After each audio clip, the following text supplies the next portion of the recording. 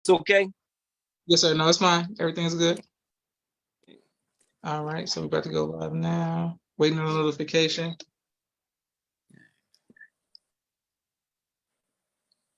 Perfect. And we are live.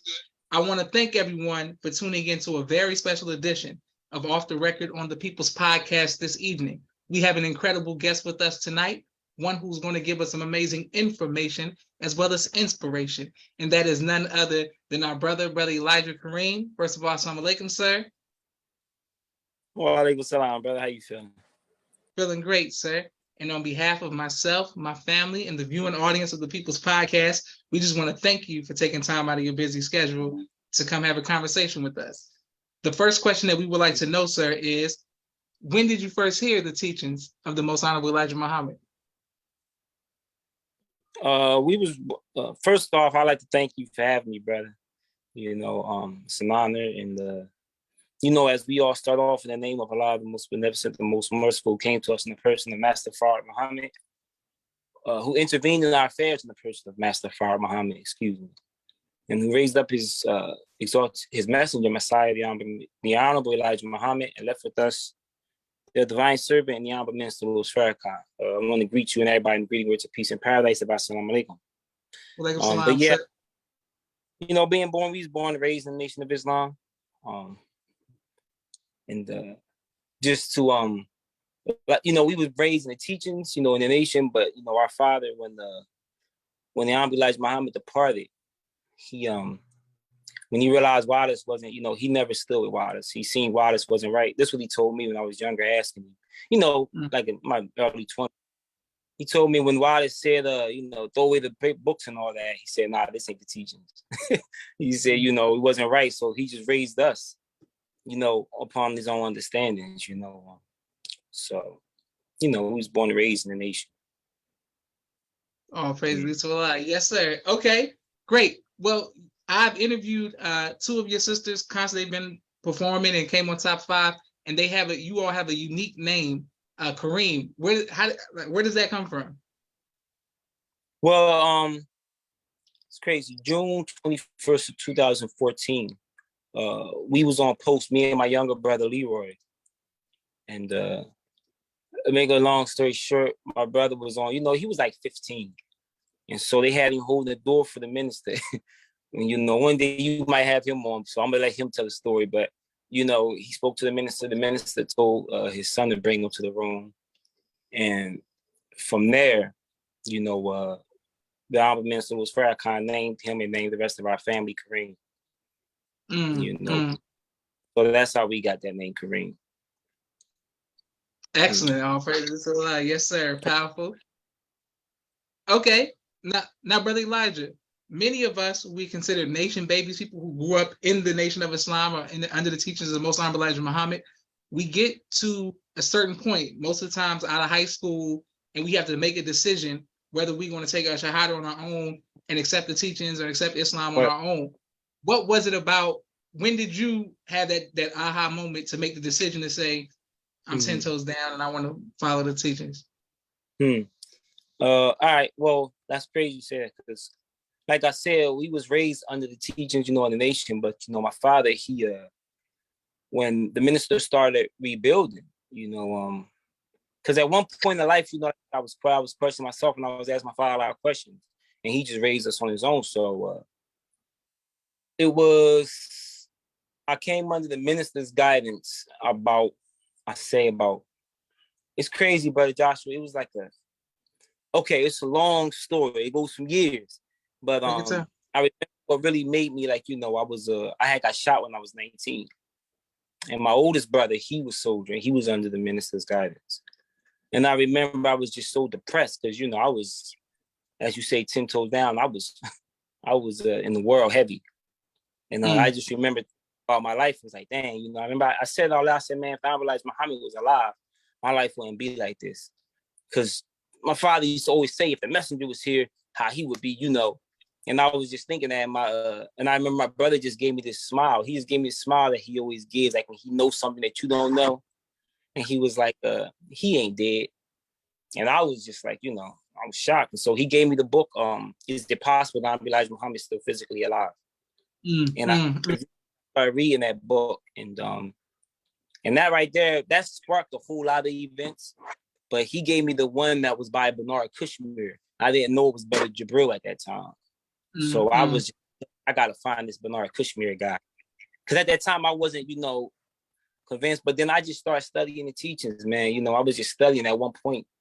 That book, half of that book made me believe he was alive. And I remember just like, I gotta find this Bernard Kushmir. But it was just studying the teachings. And I remember I used to I think you had student minister Brother Lamont Muhammad from Philadelphia on your show before. And him and Brother Lamont in Chester, I remember seeing them. They used to come to Chester all the time. I used to get final calls from them. And I just remember just kept studying the teachings. And I was like, look, man, if it's somebody it's only one person who could be Aaron. If the Elijah Muhammad is that man like Moses, there's only one person who could fit the man like Aaron. And just to be real quick, he has to be a universal man. I say this can't be a man that's, doing his own little local thing. If the teachings is for everybody, he's a God man from God. I mean, this man has to have reach across the globe. And the minister was only one who really could fit the description of Aaron for me. All praise to Allah. Yes, sir. Okay, so you teaching hard. I see that's in your family. Everybody come over to be teaching, representing. Sister Carol Anderson says all praise to Allah. And thank you all people who are watching all across the country, showing love, and I can't wait to put this on YouTube. Okay, but Elijah, we got to go back to you being shot. So you, because that's something that's like a rites of passage. It seems like for so many people, it affects so many. What once you were shot, what was it about that incident that shifted your faith and view about life in general? It's crazy. It's crazy you say that, brother, because I remember it's like, a lot, and sometimes I think people, when you have certain experiences, I think, like I said, you build that connection with Allah. And it's like, sometimes people think that you might think more of yourself, but when you have a certain connection, it's like, I know at that time when I was shot, I really was like, at that time, all right, I really was like all the way in. I was in the streets, but at that time I had basically made peace with myself. Right, look, this is the life I chose. So, Mug shot me, and just to be straight up, I really was hurt because I figured I had to kill another black man over some street stuff.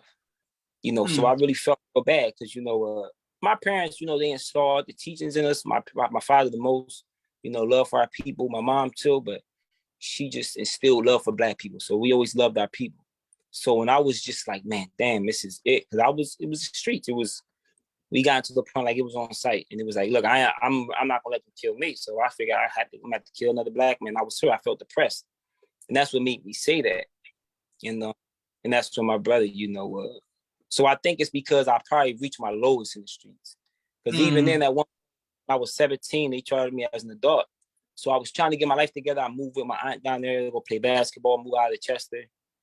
But then, it's like I came back, got in trouble. So at that time, and I was 19, I was just really full-fledged all the way in the streets.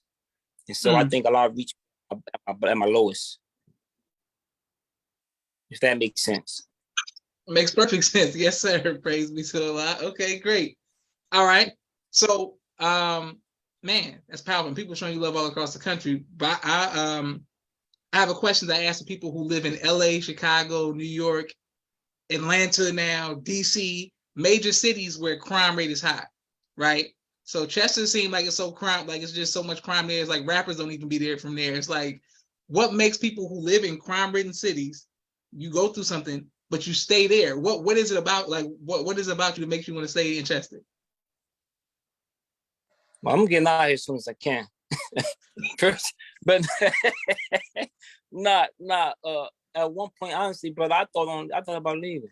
But I remember, I'm not saying like that, but I got into a lot of stuff in the city. It was a lot of things that, and I told myself, if I help mess up, I got to help clean up. So that was my thing. I wanted to stay here for a little while to help do something, to help make what I can to make a difference. But I do plan on getting out of here. I got 2 girls now, it's time, you know, we got 196,140,000 square miles, brother. That's all ours. No, I've been here forever. I got to get up out of here. Okay, yes, sir. All right. So that sounds like the plots of many movies. That's how I started off. Like, man, look, I've been here because I'm on the same thing. I'm like, look, I've been in Atlanta. Enough is enough. You know what I'm saying? I'm out of here. You know what I'm saying? Right. Okay, trust me, I understand. Brother Nelson Ramos Well, we could says, swap. no. Nah, No. Just that I'm sure that anything can be injured. Right. You know what they say? All black folk, you know, everybody black people, we all think our problems are end if we move to Atlanta, right? Yes, sir. Brother Nelson says, "Assalamu alaikum, beloved family from Massachusetts with love." Thank you for showing love, sir. Okay. So now my next question for you, sir, is what advice would you give to people? We can deal in general, but specifically for those who grew up in the nation, grew up in religion, period, but specifically the Nation of Islam, that you would tell them when they're about to get 18 about trying to just stay 10 toes down as someone who came up in the nation like you did? I'm gonna say this much. One thing I've learned, because honestly, I know I have some believers say, oh, you know, if you wasn't raised in the mosque, that you wasn't, you know, they don't consider you a nation baby. But like I say, I think Allah kind of clarify, you know, that we are nation babies. That's a whole nother issue, you know. But because when I try to tell my siblings, I think when you grow up in a nation within a mosque, that's one thing I want for my daughters. My wife, she grew up in that mosque environment. Sometimes you don't appreciate what you have until you don't appreciate what you have unless you don't have it. So me and my we never grew up in a mosque. We grew up, we was all we had. I mean, everything from, man, that's a whole nother interview. We've been through a lot of stuff. Fighting people, you know, especially coming up in the early mid-80s, early 90s. People wasn't as open as they are now. So everything from people just not give you the opportunities you might rightfully deserve because you in the Nation of Islam, you know, arguing with teachers, aides, assistants as a child. You know what I'm saying? So when you have that community to really help you to pull from it, not just your family. Because if it's your siblings, you feel as though, well, man, because I know at one point, I'm like, man, well, are we wrong? You know, like, it's just us. Like, you know what I'm saying? Like, you know, but when you see that you got other believers and other families and stuff, and, you know, it's not just y'all. When you have that community to pull from, I think that, you know, I would tell other 18-year-olds and everybody that's making that decision, like, look, man, you know, not too many people are blessed to believe as we believe, and not to put anybody else down on different faiths. But Brother Jabril said one time, he said, you know, about people's minds, everybody can't wrap their mind around the supreme being the man. So sometimes you gotta be able to be around people who can relate to what you really can relate to. You know, and you're not going to be able to pull from everybody else. Like, for example, if you come from off the streets, and everybody's not going to be able to fathom certain things, you know what I mean? So just to be around other people, even though when you're feeling weak or you feeling strong, it's somebody in the nation that grew up with you, that's going through what you're going through. You know what I mean? So I would think that, you know, you just want to be around people who grew up and raised around you. No matter what, you're going to deal with stuff wherever you go at. You lead a nation, you're going to deal with even more stuff for real, you know, because they don't understand, because you're going to want to keep something from the teachings. I don't care what you in the world. It's something from the teachings you're going to keep, and everybody's not going to be able to relate to it. And I'm just going to finish off like this, like I was telling my one of my brothers. I said, listen, man, if you go out in the pig slot and you're not a pig, I'm not making people feel less, but pig is going to sling mud around you, and you're going to get mad because that pig sling mud on you. They're going to look at you like you crazy. Like, that's what we do around here. Like, you can't get mad at them if you're in the pigsty with the pigs. If you don't want to get going, you got to get out the pigsty. You know what I mean? You know, but then you won't have to worry about certain things. So, you know, I'm going to just say that much. You know, ain't nobody going to really relate to you like another nation baby will. Perfect. Okay, excellent. You teach it, Elijah. So your wife says no. She was telling me no, don't move to Chester. Okay, yes, sir. All right. Have you, outside of the major incident we talked about when you were 19, have you ever been faced with fear And if so, how have you overcome that fear? Oh man, I mean, I'm gonna be honest, true. I've been faced with fear many times. I've challenged my fear most times, the minister say, but I think sometimes Allah bless you to not meet and overcome certain things, so you can know the pain of not overcoming your fear. Come on with it. So not overcoming my fear, man, you know, it's been times I didn't overcome my fear, and that eats me up more than the times when I faced my fear and the results didn't go my way. You know what I mean? So I'd rather deal with the fact that I stood up and faced it than not face it. And, you know, because feeling like a coward, man, that's one of the worst feelings in the world. Yes, sir. Yes, sir. You teach it? All right, for sure. Okay. My next question is trials. What has been your greatest trial in life, and how have you overcome that trial? Greatest? Yes, sir. Man, that's a good question. I'm not gonna. I don't know what my greatest trial is, but I'm gonna say one of my biggest trials that I deal with is all right. I'm gonna say my biggest. I'm not gonna say biggest, but maybe my longest standing trial is getting over my mistakes. For years that held me back, because I mean, when I started soldiering, man, you know, my siblings will probably tell you I was probably the biggest rebel in my family. I probably got, you know, I rebelled the most, you know, or I was probably the most outright with it. I got in a lot of trouble.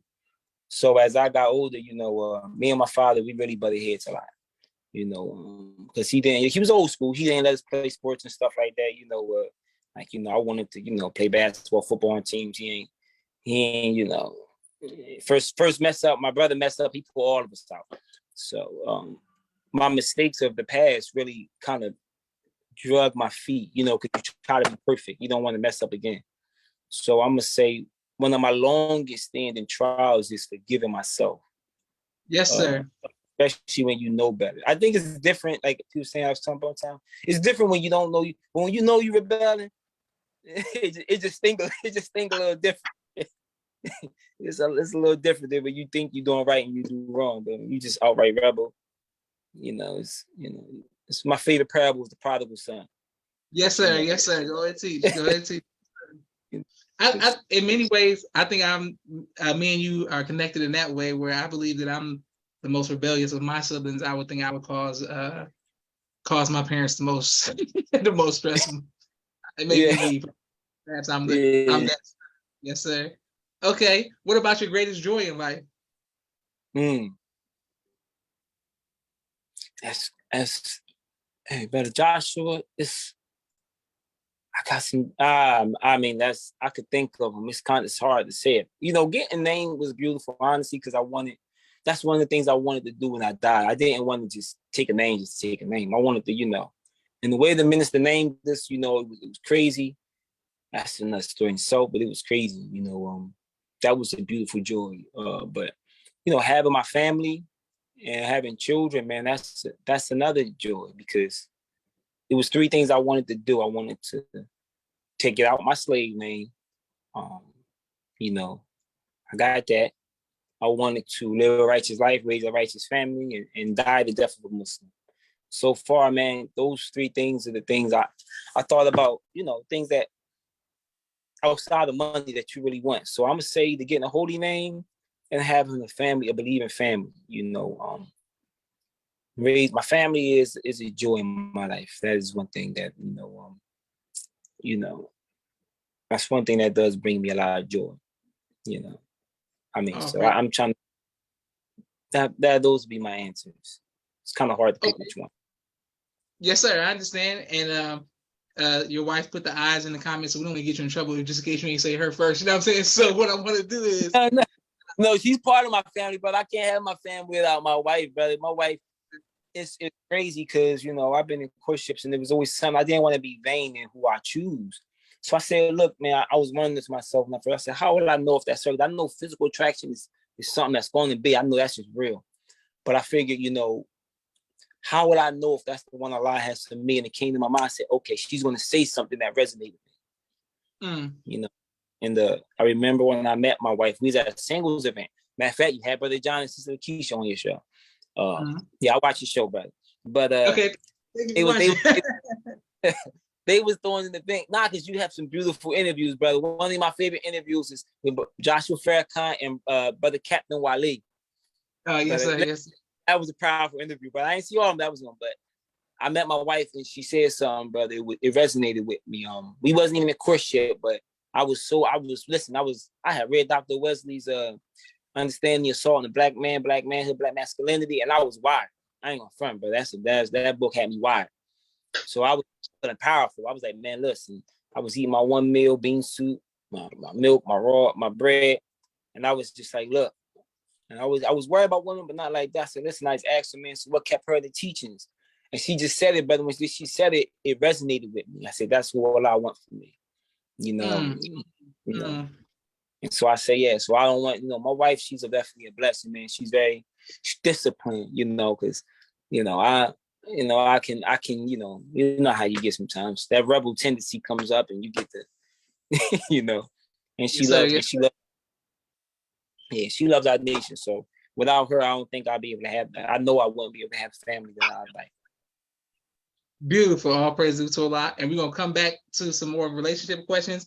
And shout out to your sister Khadija, who's in the comments saying that she watched. Yes, ma'am. Thank you, everybody who's watching. Can't wait to put this on YouTube. But we have a quick 60-second commercial break. Here we go. Boom. Brother Elijah, and we're coming right back to our brother because we have some more questions and we want to hear about him meeting the Honorable Minister Louis Farrakhan in March or speaking with him. So we want to hear about that as well. 1 second. But here we go. Brother Rashad Street Premier. He has a 4K camera and a drone, vision, and film editing. Please reach out to him if you need any of those services. Sister Miriam's ABC I Love Me, children's book and coloring book, and now Spanish book. All three available on Amazon.com. Sister Naima's Stay on Point Dance Academy, LLC. She teaches ballet virtually to young girls all across the country, right here in the studios of Atlanta, Georgia. Rock Communications. If you're working on a book and you need copy, editing, project management, content development, or media relations, please reach out to Rock Communications. Student Minister Robert L. Muhammad's Conflict Mediation, squashing the beast throughout the Southwest region. He does a phenomenal job. His wife, Sister Fudia Muhammad's Giving Birth to a God and the Science of Child Rearing. Please make sure you go out and get a copy of her book as well. Fashion Gods, urban streetwear clothing for men and boys. 314-329-6009. He'll keep you dressed in the best of fashion. Brother Kenneth's Bow Tie Maker Extraordinaire. He'll ship you bow ties anywhere across the nation. Taj Hollywood's Chemistry 6 episode, a new television series out on YouTube. He's looking for actors and writers. Make sure you support him. Keep It Hood, helping others overcome depression. Also by Taj Hollywood. Brother Aaron's Elevated Places, stress management, real estate, credit, repair, and restoration. His Respect for Life Center. They do personal wellness, philosophy, emotional, and mental spiritual wellness.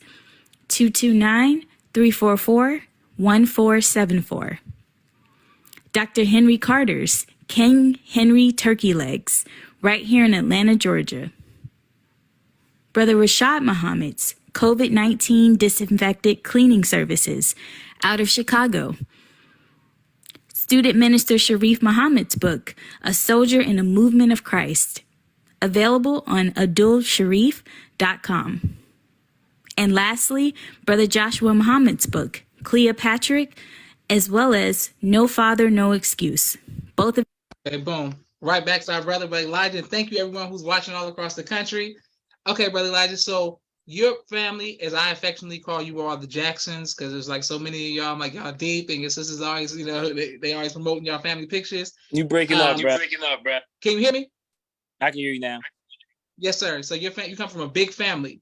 What was it about you that wanted to recreate another family, like a big family? How important was family to you, seeing as you came from a big family?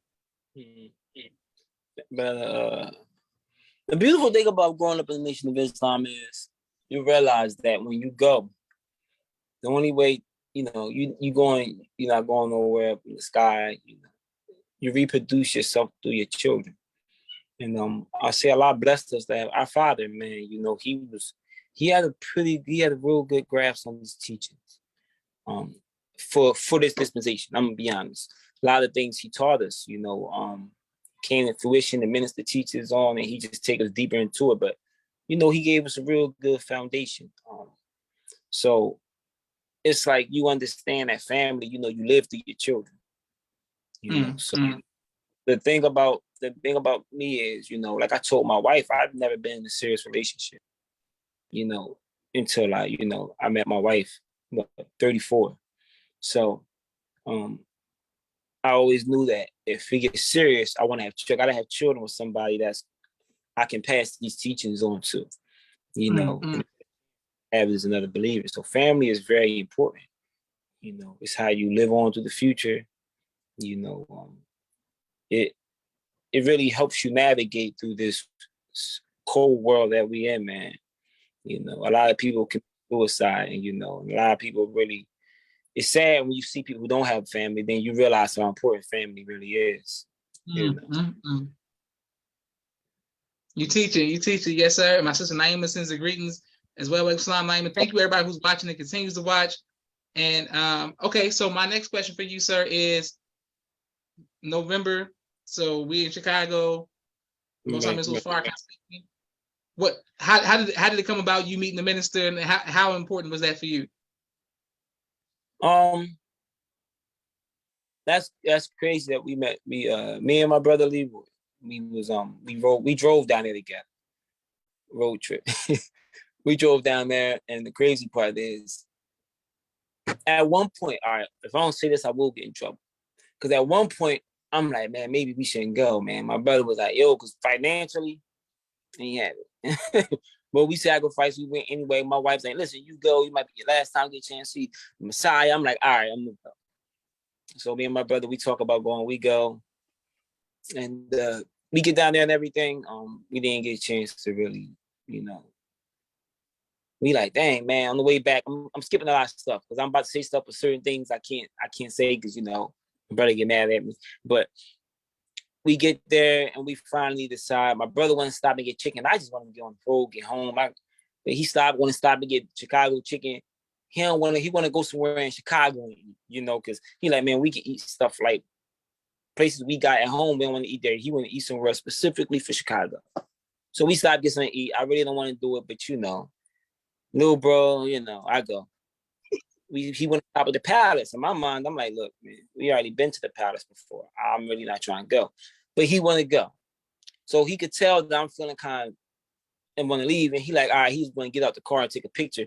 He ain't even get out the car. He going to take a picture from the car. I said, nah, man, we came this far. You won't get out. So he get out and we talk. We see Brother John again. So Brother John is in 35 and he's stopping now. Brother John can talk. So he giving us history on it and everything. And then all of a sudden, I'm looking around, I'm just looking at the house. He tells me, hey, such used to live here. I share my brother, say, oh, that's the minister. And so the way he said it, I'm like, he ain't talking about no student minister. He's talking about the minister. So we turn around and the minister pull up on, he pull up and, so he talking to the one brother, the brother tried to start pull out the camera. And we don't know what the minister's saying to him, but the minister's saying something to him. And, but then there's the older brother with him. And he, when it came, the minister asked to speak to him. And then after that, the minister, after he talked to the older brother, he pointed to my brother Leroy and he said, come here, he pointed Leroy and, and then Leroy talking to him. And then Leroy, after he got to talking to him, Leroy, look at my brother, my blood brother and everything. And so that means that he want me to say, Miss, yeah, I meet him. And so I went and shook the minister's hand. And it's crazy because it's a lot of things that, I always said, it's kind of like oxymoron. I did want to meet the minister, but it's like, I don't want to, but I do, you know what I mean? If that makes sense. Like, yes. Because when I met him, I shook his hand and he was just, how you doing, brother? I said, oh, fine, thanks to you, sir. And he was like, no, thanks to Allah. And I was like, yes, sir, thanks to Allah through you. I'm trying to say in my head, but I want to put this on. I'm trying to say in my head, I always want to thank the minister, because if it wasn't for the minister, I wouldn't be able. I don't, honestly, I'm not saying it like this, but in the world got to the point where I was like, look, man, I felt myself slipping. You know what I mean? So I don't know where I'll be right now.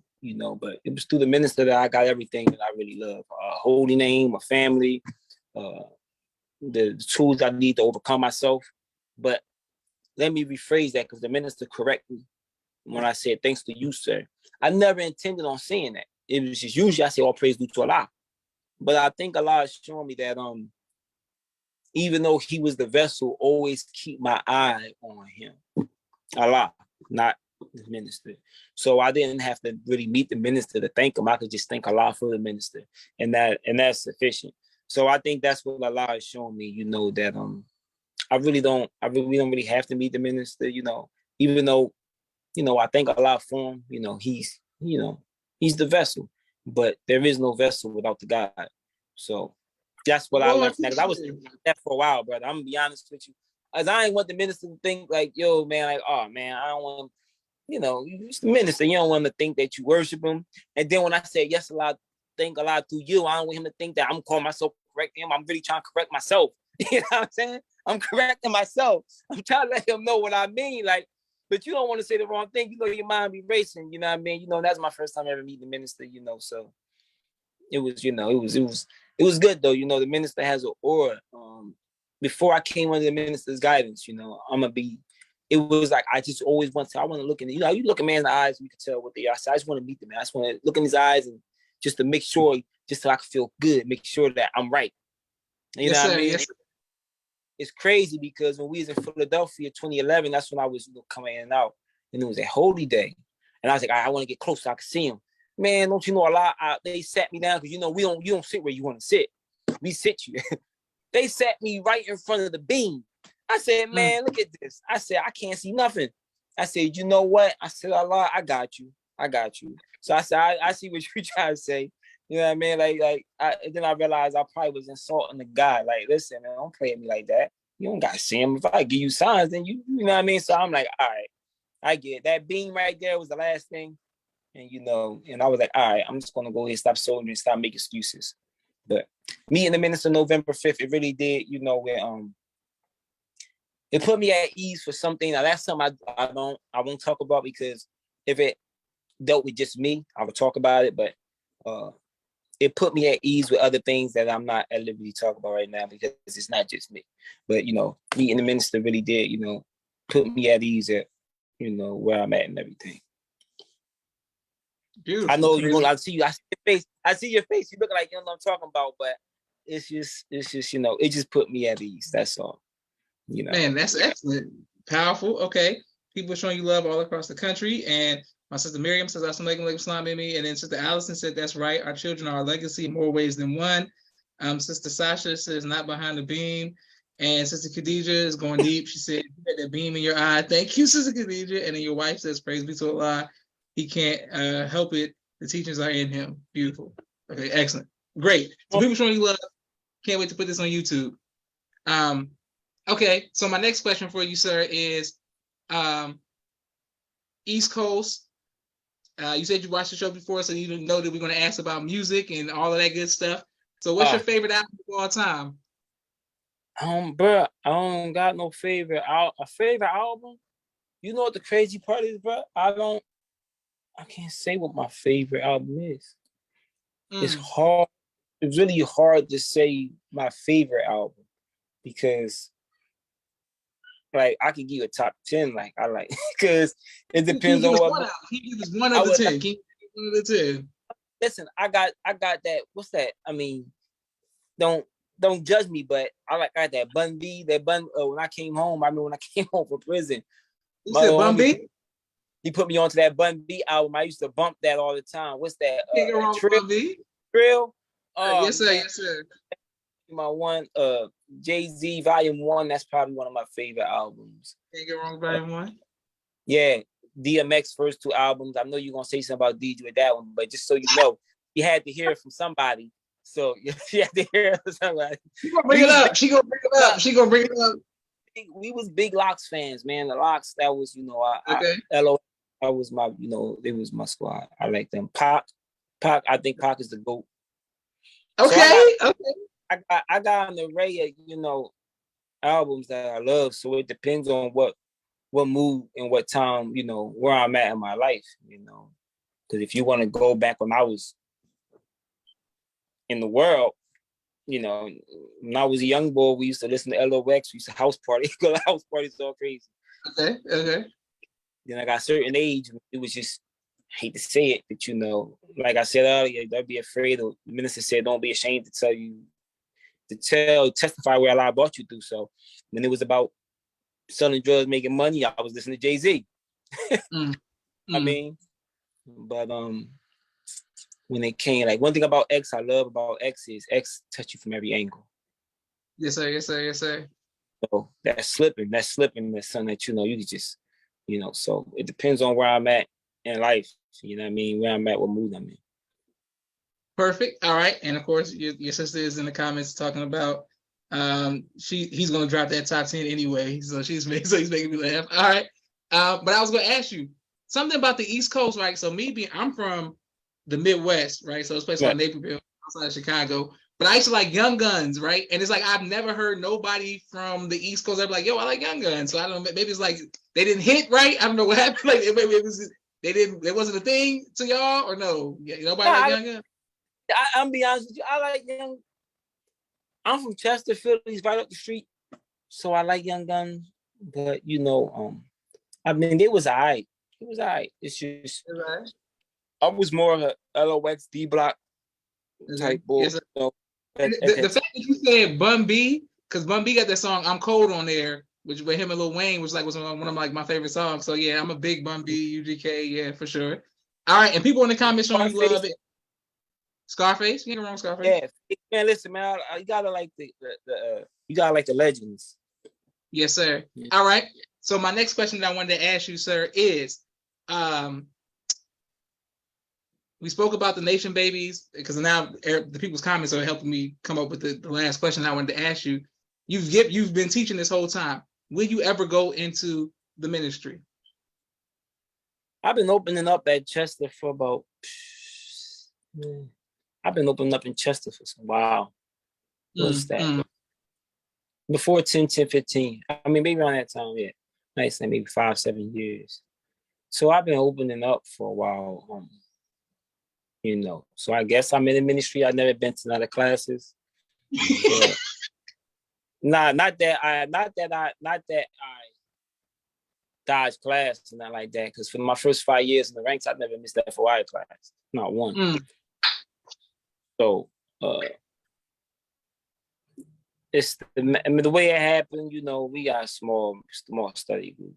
So I started opening up for a while, and just so I've never been to a class. But I've been opening up pretty good. I've been opening up for a while, you know, consistently for about since like 5-7 years, in between 5 to 7 years now. So technically I'm in the ministry because I'm opening up, so. Oh, praise you. So yes, sir. Well, keep teaching. Your wife says that boy is good. I think that's a reference to Coming to America. So Khadijah said she's not credible. She's not credible. That's she's supposed to say that. Yeah. But my wife, she keep it G. Yeah, he teach every day, and Sunday he doing it very well. He was FOI of the year. Oh, I know you was FOI of the year. How did that feel? Thank you, Khadijah, for giving me some talk boys. How was it feel to be the FOI of the year? I'm gonna be honest, true brother. Never mind. I'm not gonna say. All praises are due to Allah first and foremost, but I like competition, but if I got it for the whole region, it'd be a little different. You know what I mean? But I got it for our city, our local city. We got a small study group, but you know, it's, you know, like I said, I'm looking for that regional and then maybe national FOI of the year, and then you know, and then you know what I mean. Then you know. But yeah, one thing I've learned, I'm not trying to downplay, you know, any type of accolade, no matter if it was a group of two. You know, I don't want to downplay. I got a bad habit of doing that. You know, it comes from a whole other stuff. But you know, I gotta break out of that habit. You know, of downplaying things. Absolutely. Well, I want to thank you, Brother Elijah. I look forward to meeting you, sir. I feel like as if I know your family just because of Facebook. I've never met any of you all, but I've seen all the pictures, and it seems I feel as if I know you all through the pictures. Please reach out to your brother. Let him know we look forward to. I want to hear his side of the story too, Brother Leroy. You know what I'm saying, and going to minister and the whole ordeal. I want to thank you for your sacrifice, sir, and the sacrifices of your family. You come from a strong family. May Allah continue to bless you all, your immediate family, your parents, your siblings. I really study you all, and I shout out to the Karriem family. It's good to see the Muslims the way y'all function, holding it down. And once again, FOI the year. I got to meet you, so we'll make it happen at Safest Day. People in the comments. Thank you, brother. Thank you for your family, your sacrifice as well, brother. I read your father's book. Okay, good. Yeah, Brother Ray X gave it to me, brother. And listen, brother, that book really did help me, in walking my posts in a perfect manner. He gave some real good jewels and some real good advice, man. It made me. I was thinking about the time when he told me the story when they was in the airport, and the brother came and got him when they had him in the hold this town. He said, "Oh yes, come on, this." Hey, listen. Hey, look, you got to move out, because he did a good. He sacrificed for our nation. When you think about people like your father, those before us, you think of Chilo sacrificing. You be like, man, I done did this, and then you read stuff like that. You be like, man, I ain't do nothing. You be like, man, I ain't do nothing. So, I thank Allah for you and your family as well, brother. All praise due to Allah. I'll make sure my dad know, because that matters to him when people say, I read your book, I heard the story, you know what I'm saying? So that kind of stuff. So he likes that. Yes, sir. May Allah continue to bless you and your family. May Allah continue to bless you all who are watching. Can't wait to put this on YouTube. This is Joshua Leonard Muhammad signing off for the People's Podcast. Assalamu alaikum, sir. Wa alaikum salam, sir. Thank you again. Thank you.